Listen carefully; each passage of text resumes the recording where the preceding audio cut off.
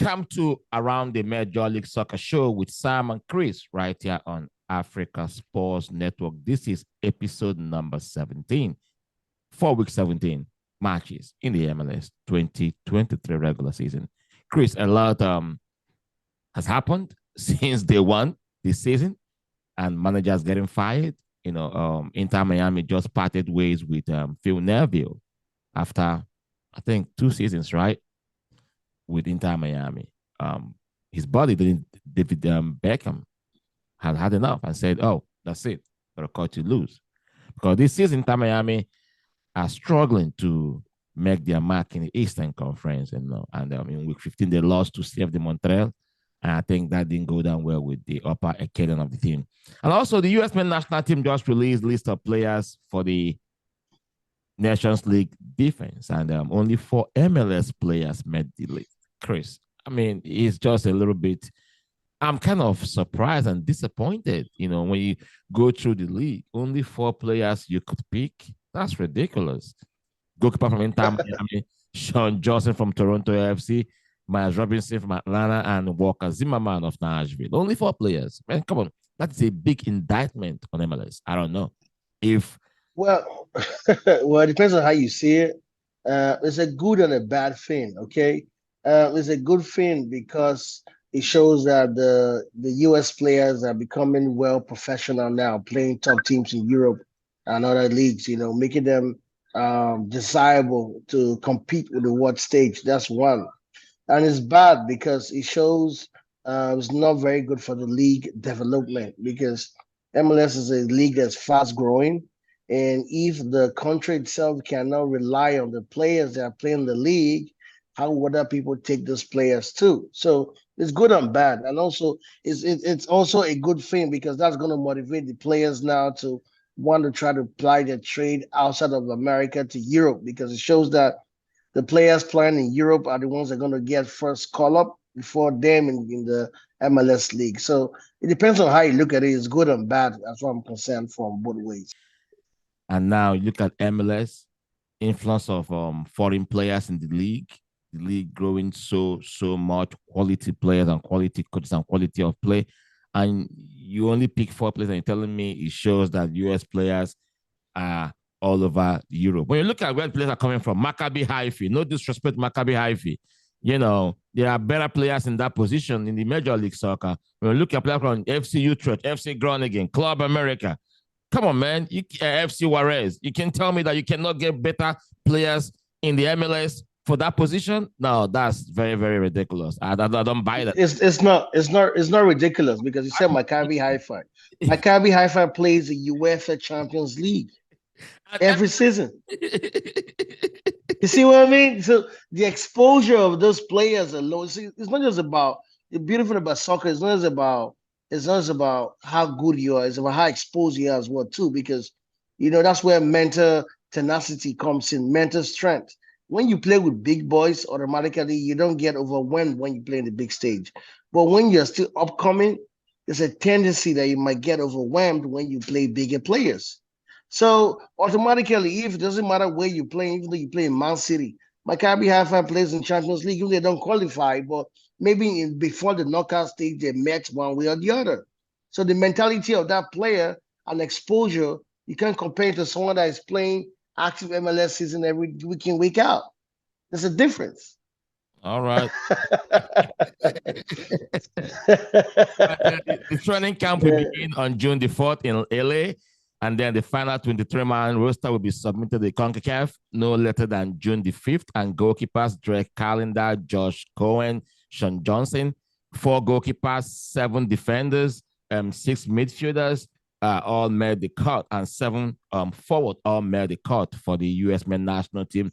First roster before the final roster. Maybe the first final roster, we might see like 1 or 2 MLS players in the roster. I don't know. It's yeah. Well, I'm personally excited about this tournament because we're going to see Balogun play the 9th spot for the U.S. national team. There was a lot of controversy about what country was he going to play for because he's Nigerian, but was born in England. No, he's Nigerian, but I think he was born in New York. Yeah, he was born in US, he was in New York, but his family were British citizens or so. So he had like 3 citizenship to choose from. How I was going to three, yeah, and he Stress. The finally US chose national US. team. And I think he made a wise choice too. I think it was the best choice he made because it's guaranteed a spot in the next World Cup. But let's see how he can blend into this team because the US team played very well as far as I'm concerned the last World Cup, Yes, they did. but the wear was not enough to cement his position. He didn't do enough to cement his position as a nine. You can tell that Ware is a good player, but he's better playing up as a first nine or coming from the wing, from the right wing. But Balongo is an out and all striker, is a top nine, a real nine. So let's see his combination with Ware. Let's see how it's going to look in the U.S. soccer national team forward. It's going to be very interesting to witness that coming up. Very interesting to see Larry Balogun don the US men national team jersey. We're going to see him. I will try to cover one of the few games that will take place in Vegas. All right, let's go to the week 17 matchups. Week 16 gave us 44 goals. Midweek, Dynamo heavily lost to Vancouver Whitecaps in Vancouver, 6 goals to 2. An African player showed up for their clubs. Sanusi Ibrahim scored for CF de Montreal after Chinosofo scored in week 15. He scored in week 16. And Sanusi Obina Wobodo assisted Dominic Baji for F Cincinnati in week 16. In week 15, I beg your pardon. And he missed week 16 because of accumulated yellow card. And when you look at, African players showing up for their clubs this season, I mean, they've been phenomenal. Last week, they scored 4 goals in total. African players got 4 goals in total for their clubs. And also, when you look at that and what comes to your mind, looking at the fact that we spoke to, what's his name, Kai Kamara the other time, and, he expressed the happiness at what African players do in the league. Yeah, it shows that Africans are coming of age and cementing their position among other nations playing and other country people playing in the MLS. The MLS, long time used to be known as a retirement league, but there's no longer a retirement league. It's a league now that produces talent and even exports their talent overseas. So it's a lot of competition out there. So when you see African players doing well, it's very, very exciting to see them. As you said about Kai Kamara, when Kai was playing, very few Africans really played in the MLS, but now you see more African teams and players playing. And in the past, when players played in Africa, African players played in the MLS, they didn't used to get national call-up, but it's different now. You can see the Cameroonian we interviewed the other time playing for Cameroon in the World Cup. He also played for Seattle Sounders. So it shows that there's a lot of talent now in the MLS, and everybody is trying to show their best, and it's good to see African players show up and do well. It's good for African players to show up and do well. You look at Eastern Conference, I think people are not recognizing what FC Cincinnati is doing. 36 points already, and they are top of the East, and they're also top in Supporter Shield race. And they win both road and home games. They don't only, want to win at home. Look at in week 16, they went to New York City Football Club, thumbed them 3 goals to 1. In the US Open Cup, they beat the Red Bulls. They beat their brother and beat their cousin in New York. And now when you come to home tough, they are very formidable. Now, Jaboy Obinna doing great things for FC Cincinnati. Dominic Baji got his first goal for the club in week 15. And week 17 will throw up a lot of great matchups both on the East and the Western Conference. Like I said earlier, Phil Neville got fired by Inter Miami. So now, why is it that Dynamo are not bringing their home form to their road games? Well, it just shows Dynamo is still a team that. Let's start with Phil Neville. Want to start with Phil Neville first before I go to Dynamo? Yeah, let's start with Phil Neville. Okay.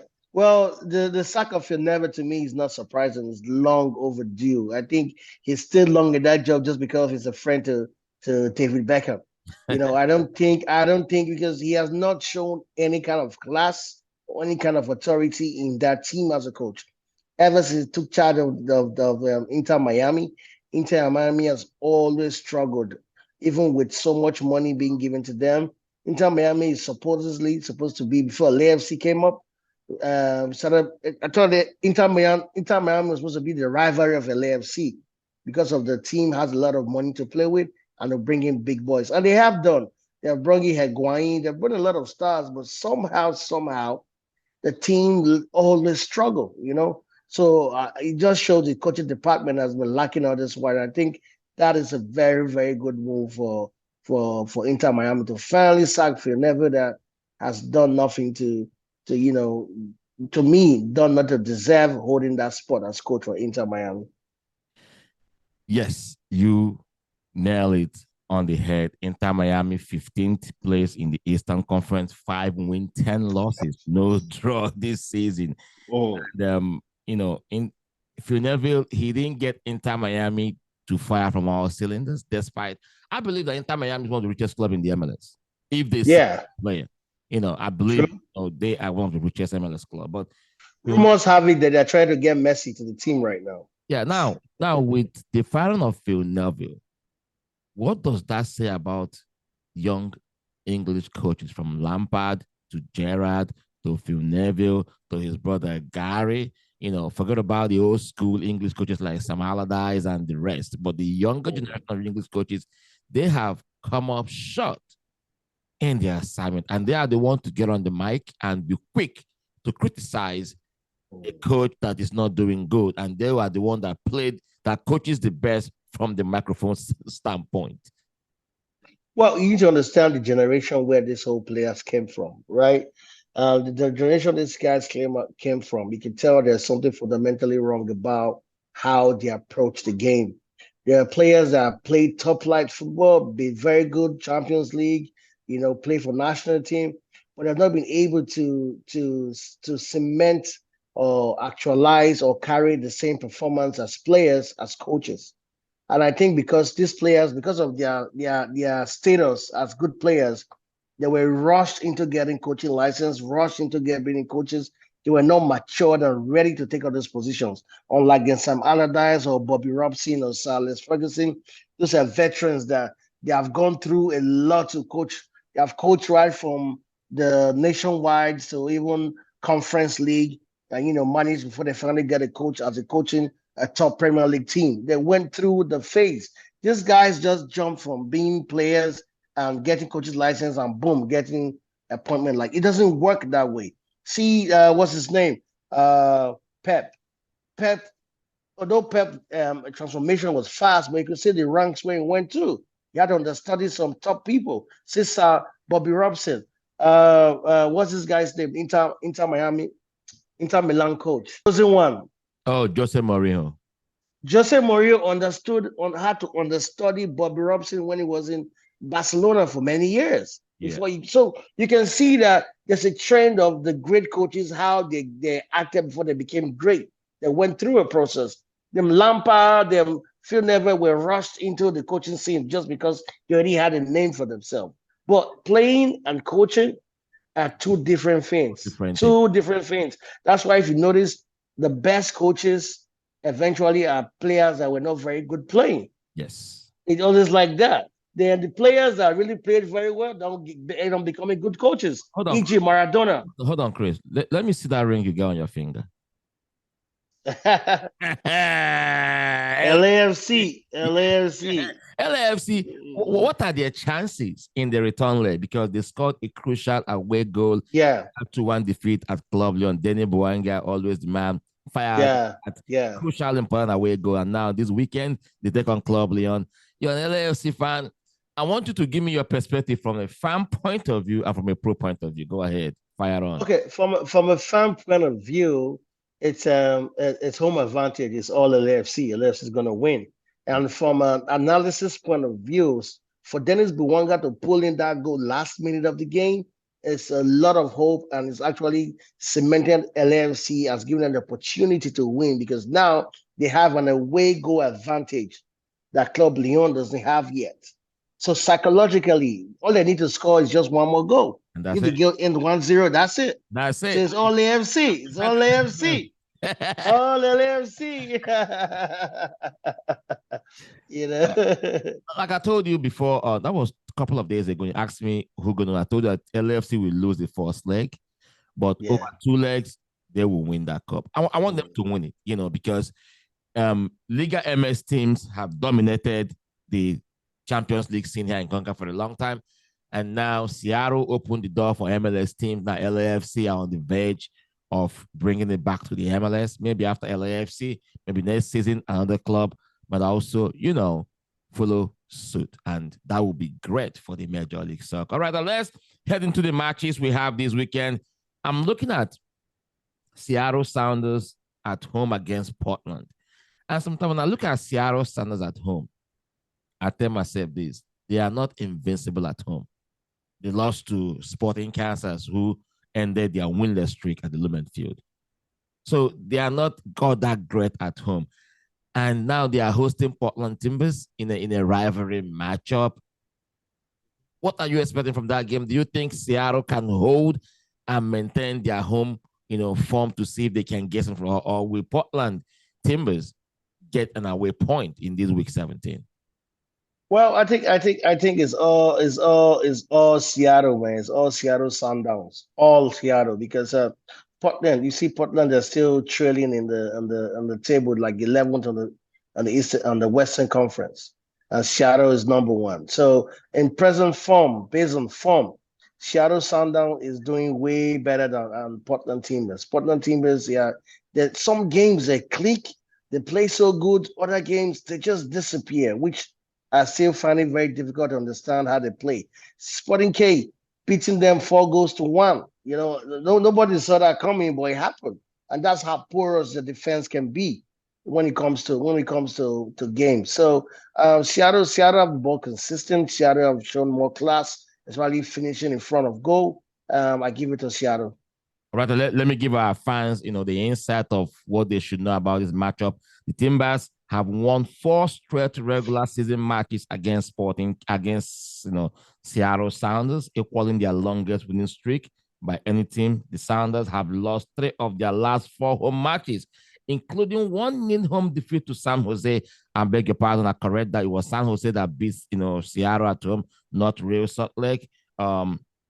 On Wednesday, the Timbers have 16 points from 15 games. I think average of 1 point per game. Let's see what happens in that game. All right, let's go to FC Sensei. I spoke about them earlier in the game. Now they are hosting Chicago Fire. If I am meant to, play fixed odd on this game, I will play that FC Cincinnati will win at home.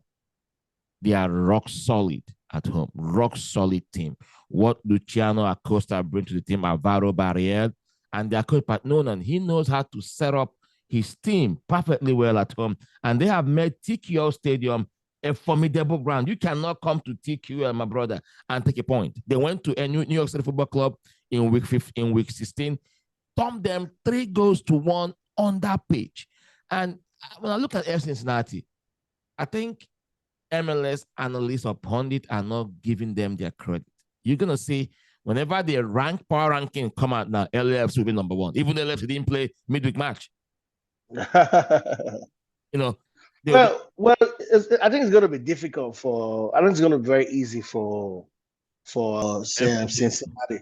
Cincinnati has been no doubt having an amazing season, being top of the Eastern Conference. Eastern Conference is not easy. You have New England Revolution, you have Atlanta United and all those other top teams, but they happen to be number 1. But I think it's going to be difficult for them just because Chicago Fire has a new coach, Kloppers. Kloppers has a lot to prove in this game. So it's also the team. They are 12th in the Eastern Conference. So it's just, it takes like 10 games for a team to start stabilizing, right? Mm-hmm. That's what you see. That's why I'm saying St. Louis started all through the round. They're beginning to slow down. So teams now are beginning to understand themselves because of new players coming from transfer here and there. So going forward down, the games are going to be a little bit more difficult to win, a little bit more competitive. Especially now the Chicago Fire, in this case, have a new manager. He has a lot of proof with his players out there. So it's not going to be so easy, but no doubt Cincinnati has the advantage in this one. All right, let me give our fans the insight they need to have about this game. Chicago Fire have never lost an MLS road game against FC Cincinnati. They've won twice and they drew twice. FC Cincinnati, 36 points, are tied for the second most points gathered in 15 games in the league. And the Fire have won only 4 of their last 22 road MLS matches dating back last April. 5 draws and 13 lost. Expect great things. Obi Nwobodo may also start for the team because he sat out due to accumulated yellow card. Let's go to Houston Dynamo game, on the road this weekend against St. Louis. St. Louis are great at home, and an expansion team. Dynamo haven't played them before. So, and Dynamo road game is horrible. I'm not going to lie to you. I'm not going to sugarcoat it. They are not taking their home form to road games. There's sharp contrast on how they perform at home and how they perform on the road. I don't know the reason why. Same players, same coach. I don't know what's going on. Or maybe they need Hadebe back because that defense was a little bit uncoordinated in their game against Vancouver Whitecaps for them to ship in 6 goals in 90 minutes. Well, you need to know that it's going to be very difficult for them because, first of all, St. Louis is an amazing team this season, man. The way they play, their lineup is just so crazy. They normally play 4-2-3-1 formation on how they play, and their striker is a striker that everybody looks forward to seeing such.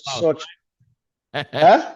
Joe Klaus, Klaus, he's such a delight to watch because of how he plays. Like, even if he's not scoring, you see him playing his heart out. Parker, the defender that used to play in Dynamo, he's been rock solid for them this season. So it's going to be a very difficult game I'm not going to lie, for Dynamo. Even though Dynamo is beginning to get their feet together, Dynamo is beginning to gel. Even if they were whitewashed or badly beaten 6-2 a couple of days ago, but I think St. Louis will have an edge, but it's going to be a tough one. Dynamo is going to fight back. Ben Olsen has definitely brought a certain kind of culture into the Dynamo team. The Dynamo team now is a team that, they fight to the last whistle. That's why the game against Vancouver, it was very surprising for me because they were toe-on-toe with Vancouver in the first 35 minutes. It was 2-2 all. Was call me, I score you. All of a sudden, I don't know what happened and just crumbled and let Vancouver score a total of 4 more goals to end the run. But that's the kind of Dynamo we have. This is much better than Dynamo of last season. So I think, to me, that's going to be the toughest game of this week 17 features. I'm looking forward to watch that game in particular. St. Louis Dynamo is going to be the best game to watch this weekend. I mean, I look at it this way. I don't really care much about the scoreline. I care much how they respond and how they bounce back against St. Louis. If you roll over, lose to Vancouver, then now you have an expansion team, streamroll you again. That will paint them in a little bit in a bad light because Dynamo have only won 2 games in their last 17 matches against an expansion team. So the odds is not even in their favor against an expansion team. And St. Louis 3-1 win over Vancouver on Saturday was their 7th win in 13 MLS matches. They've scored 3 goals against a team. So that means St. Louis can score goals. That means Dynamo can concede goals. And also, I think that red cards, indiscipline, have played a big part in some game they lost. Look at, they got a red card against Vancouver. There was a home game they played. They got 2 red cards. And, they have 4 red cards in total in 16 games this season. That's not okay. I get it. Red card happen. But when you get red cards and you keep hurting your team, that's not okay.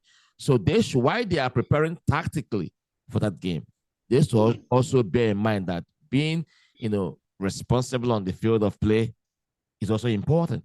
It's also important. And that hurt them really bad against Vancouver. Have they won games where they got red card? Yes, in the Open Cup against Sporting Kansas, they went 1 man down and they won that game. That's the kind of mentality I want to see from Houston Dynamo, how they respond and bounce back from that 6-2 defeat at Vancouver Whitecaps. All right, let's go to the game between Colorado Rapids and San Jose Earthquake.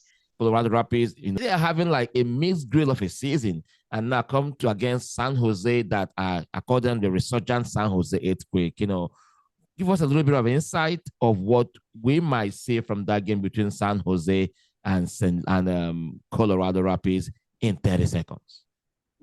Well, San Jose is a strong team, and they're showing so much strength. You know, LAFC narrowly beat them 2-1 when they played over. They have drawn with Dallas. They beat Seattle Sounders, which is topping the Western Conference. So San Jose is a great team. It's a great team to play. So it's gonna be very difficult to for Colorado Rapids to based on present form. It's gonna be difficult for them to beat San Jose. They have been a team that has shown so much class how they have played. You know, meanwhile, Colorado Rapids have been struggling. They have lost their last two games and lost 1-0 to Cincinnati and lost the last game 3-2 to Columbus Crew. So, yeah, so see, I think San Jose has a better advantage. San Jose has an all-round team to play them out this time around. All right, swashbuckling Philadelphia Union at the Subaru Park to welcome CF de Montreal. There are two Nigerian strikers scored both in week 15 and week 16. Sanusi scored midweek and Chinam Sofo scored in week 15. Great things, great radiance, good radiance for the team. Now they are going to a Philly Union team that can score goals. Philly Union early in the season had their fair share of the struggles due to I called it divided attention when they were competing in the Champions League. But when they got knocked out by the FC, they got themselves together. Jim Curtin set up the team, Julian Carranza, Daniel Gazdek, Alejandro Bodella, and their goalkeeper. I'm talking about Andre Blake, one of the best keepers in the league. Yeah, Blake, he is the best. He is the best keeper in the league. I think it's not going to be an easy match for CF de Montreal, but with the two Nigerian strikers red hot right now, they stand a chance of getting something from this game. What do you think about that, Chris? Well, as you said, Philadelphia Union has been a team that I think Philadelphia Union has the best academy in the U.S. Soccer in the U.S. in the MLS as a whole, because I think I don't know so much about it, but Philadelphia has been able to perform. They have been very consistent for the past 3-4 seasons. Especially they lost the last MLS Cup to LAFC. We saw the drama that happened in that final. And since Montreal is I know they have two Nigerians, but it's gonna be difficult because Philadelphia won their last 3 games, beating New England Revolution, a very tough team that has a Blessing Latif by 3-0. Also beating New York FC by 3-1. The last game they played Charlotte by beating Charlotte by 1-0. So Philadelphia Union, it's on a different level right now to Montreal as against Montreal. Montreal played a couple of games. They drew with DC United. Philadelphia Union is going to be, I give them to have an edge against Montreal. We'll take a short break and we'll come back. We're going to continue the discussion. This is Around the MLS show with Sam and Chris right here on Africa Sports Network.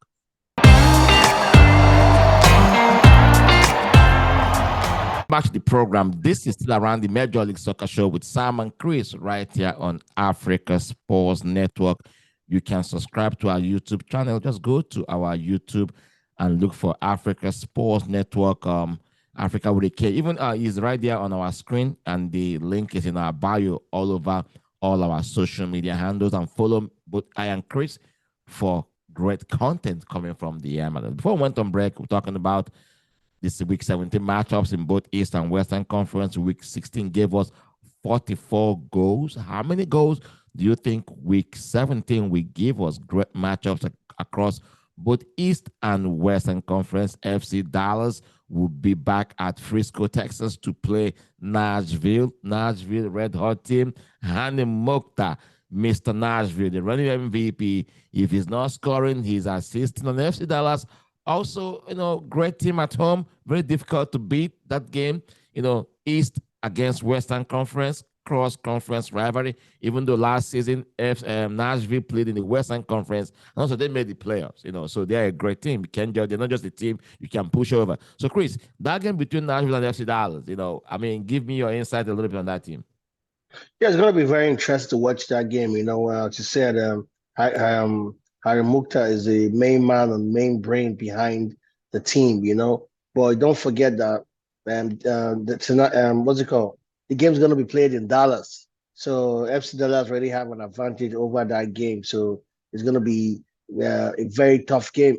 Dallas have top players in the team as well, too. And, what's this guy, Fafa Picault, is also picking it up for Nashville, scoring, assisting.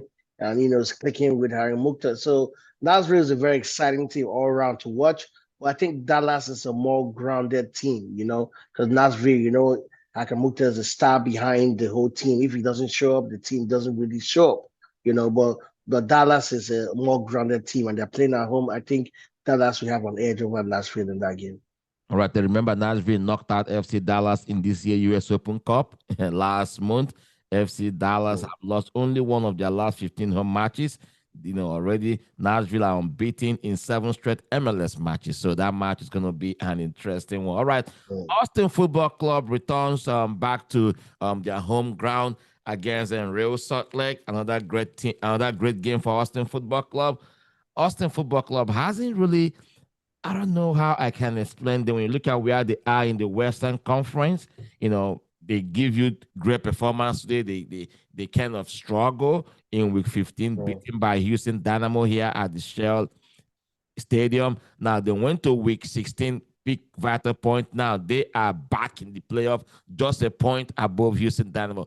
To tell you how fast or how quick this table can change. Dynamo we are 7th before week 16. Now they are 9th, just a point, up below Austin Football Club. So now their game against Real Salt Lake, what might be your expectations, Chris, from that game?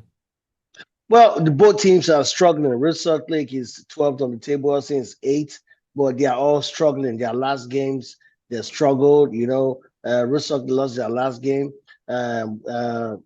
Austin narrowly won their last game.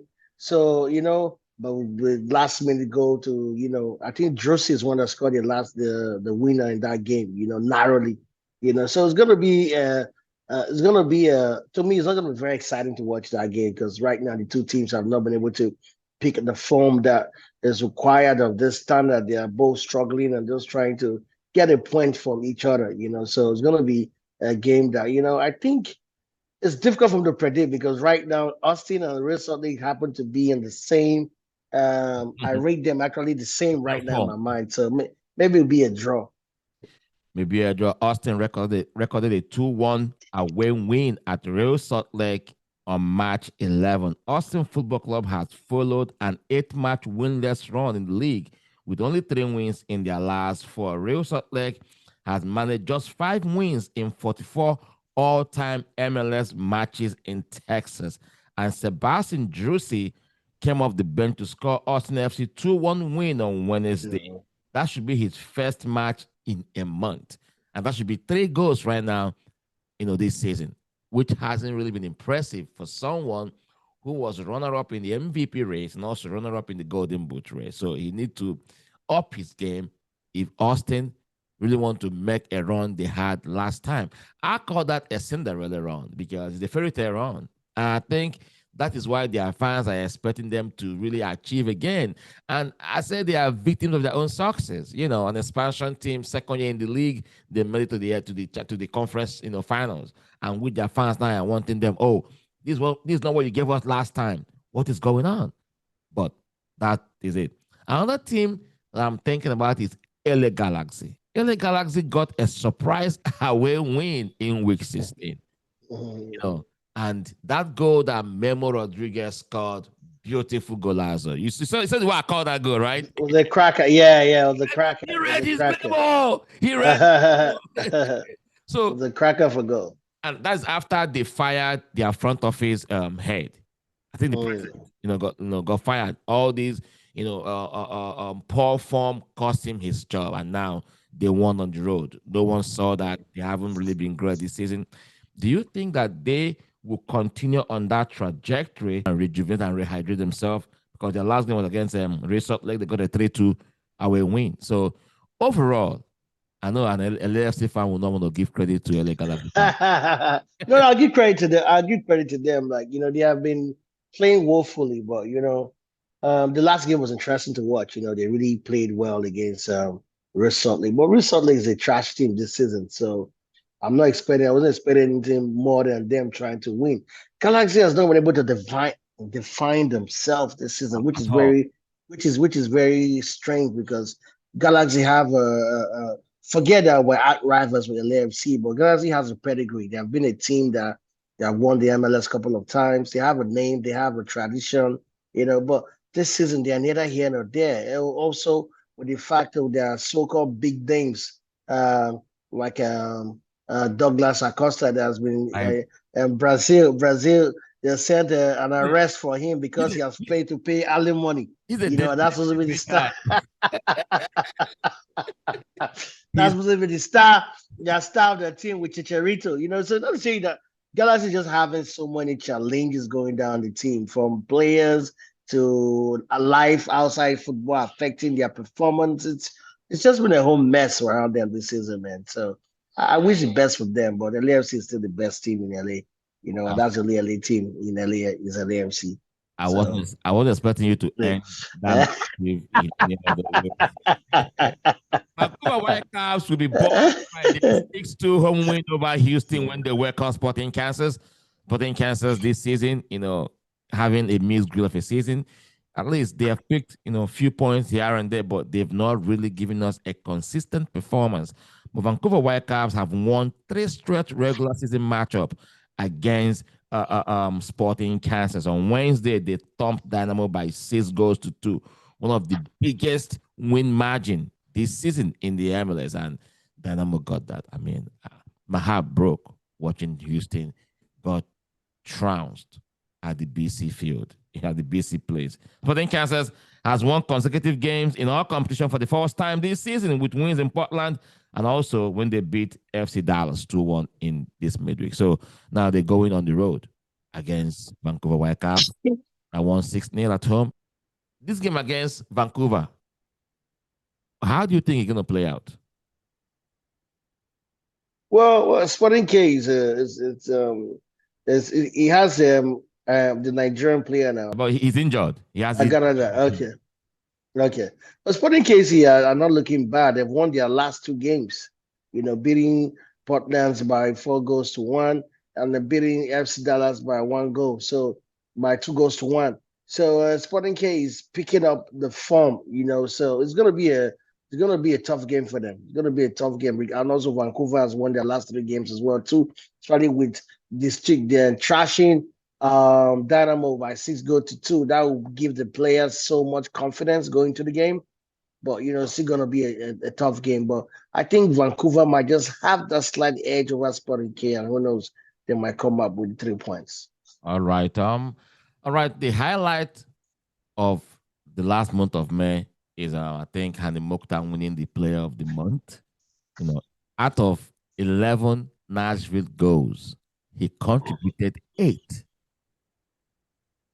So I keep asking Nashville, take away Hani Mokhtar from your team. You guys are flat.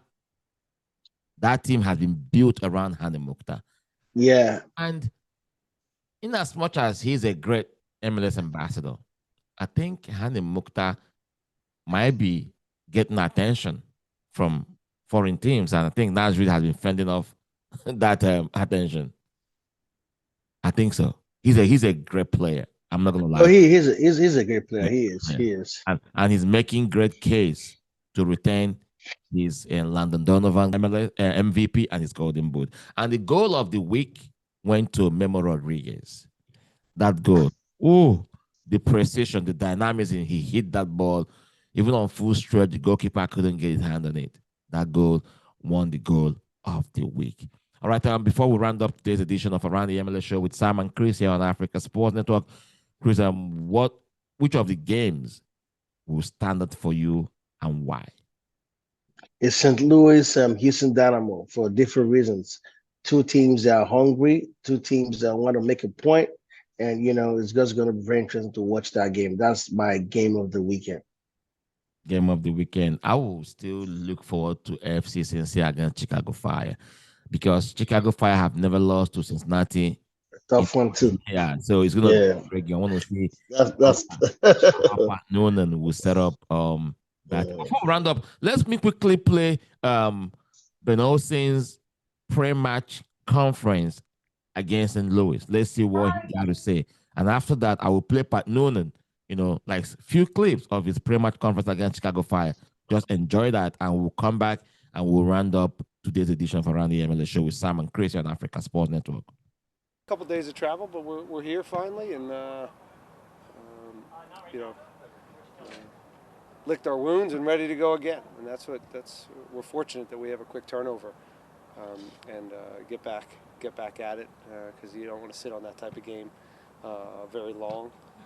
We addressed it. You know, it was actually better than I thought, the Vancouver game, after looking through it. First half was as good as an offensive half that we've had all year. So still some positives. We just got to find that balance of attacking but still being secure in the defense. And that's this next evolution and transition of this group over the next month or two to figure out kind of that next stage of us. And so there will be some growing pains within it. But again, another chance to get at a really good team, a team that's very aggressive. And St. Louis, their home energy's been, from what I hear, pretty impressive. It's a great stadium and a great fan base. So we're looking forward to feeding off of that energy.